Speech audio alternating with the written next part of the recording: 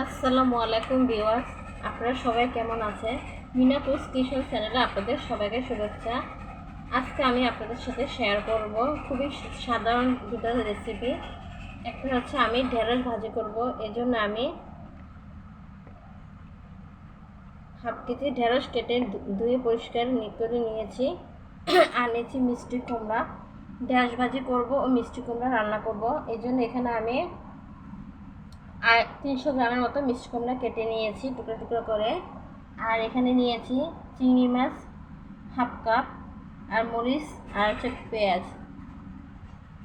এই ঢেঁড়স ভাজি দিয়ে ভাত অনেক মজা করে খাওয়া যায়। আর মিষ্টি কুমড়া চিংড়ি মাছ রান্না করলে এতই সুস্বাদু হয় যে সবাই খেতে পছন্দ করে। আপনাদের যদি আমার রেসিপিগুলি ভালো লেগে থাকে তাহলে অবশ্যই প্লিজ লাইক ও সাবস্ক্রাইব করে দিবেন।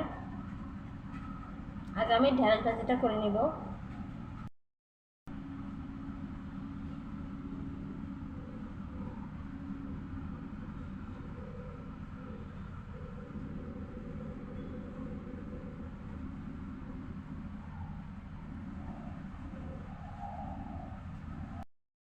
ভাজি করার জন্য চুলাতে আমি একটা ফ্রাই প্যান বসিয়ে দিয়েছি। এখন ঢেলে দিচ্ছি পরিমাণ মতো সয়াবিন তেল।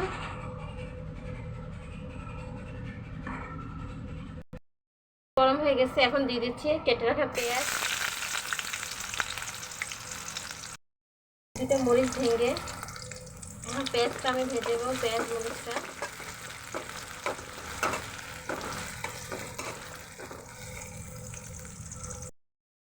আমার ভাজা হয়ে গেছে, এখন আমি দিয়ে দিচ্ছি ঢেঁড়সের টুকরোগুলি।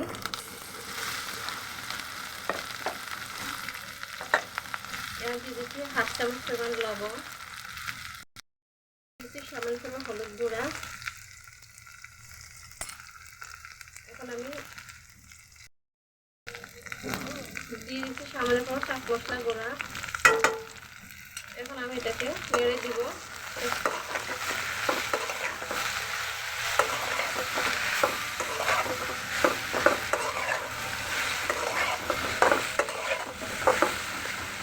আমি এখন একটা ঢাকনা দিয়ে দিব ভালোভাবে ভাজি হওয়ার জন্য।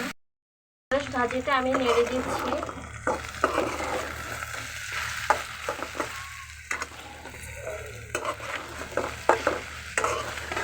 একটু পোড়া পোড়া লেগে গেছে।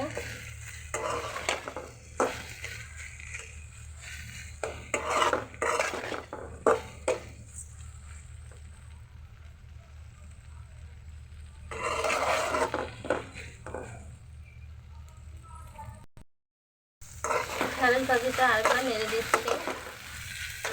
আর 2-3 মিনিট পর রাখলে ভাজিটা হয়ে যাবে। এই ভাজি করতে অনেক বেশি সময় লাগে না, অল্প সময় হয়ে যায়।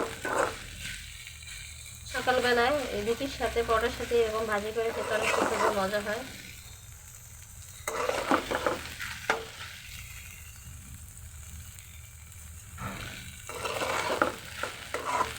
আমার বাবাও রুটি দিয়ে ঢেঁড়স ভাজি খেতে অনেক পছন্দ করতেন।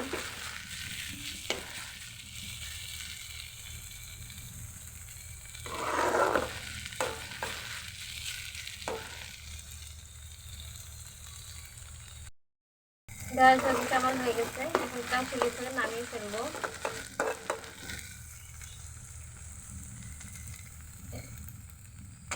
এর চেয়ে বেশি ভাজি করার দরকার নেই, এভাবে ভাজি করলেই হবে।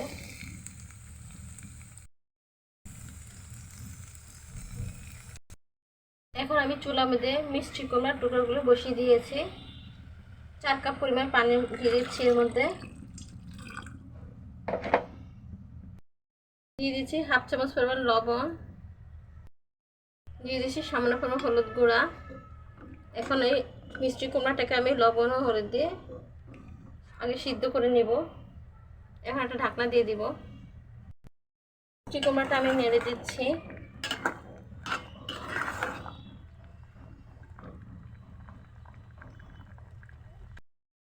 মিষ্টি কুমড়াটা আমার সিদ্ধ হয়ে গেছে, এখন এটাকে আমি নামিয়ে ফোড়ন দিব। মিষ্টি কুমড়াটা ফোড়ন দেওয়ার জন্য আমি এটা কড়াই বসিয়ে দিয়েছি। এখন ধরেছি পরিমাণ মতো সয়াবিন তেল। এখন এর মধ্যে দিয়ে দিচ্ছি কেটে রাখা পেঁয়াজ আর চিংড়ি মাছ আর কাঁচামরিচ।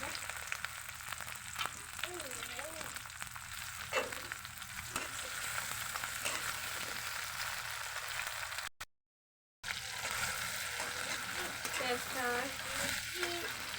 ভেজে নিচ্ছি। এখন দিয়ে দিচ্ছি হাফ লবণ,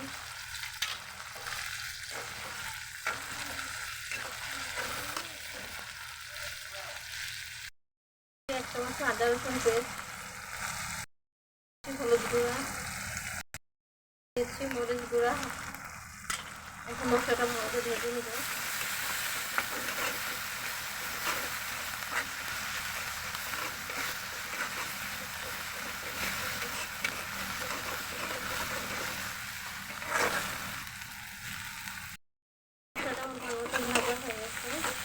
এখন এর মধ্যে দিয়ে দিচ্ছি মিষ্টি কুমড়া রান্না করা ঝোল টমেটো করে।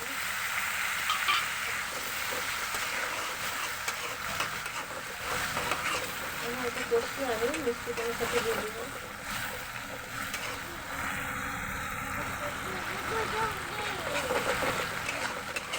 মশলাটা আমার কষানো হয়ে গেছে।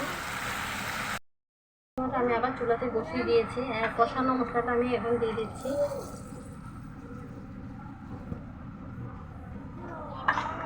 এখন ভালো মতো নেড়ে দিও মশলার সাথে। 5 মিনিট মতো ঢাকনা দিয়ে এটাকে রান্না করে নামিয়ে ফেলবো। আমি দিয়ে দিচ্ছি হাফ চামচ পরিমাণ গরম মশলা গুঁড়া, দারচিনি, এলাচ, জয়ত্রী, এগুলি গুঁড়া। এতে তরকারিটা খেতে অনেক সুস্বাদু মজা লাগবে।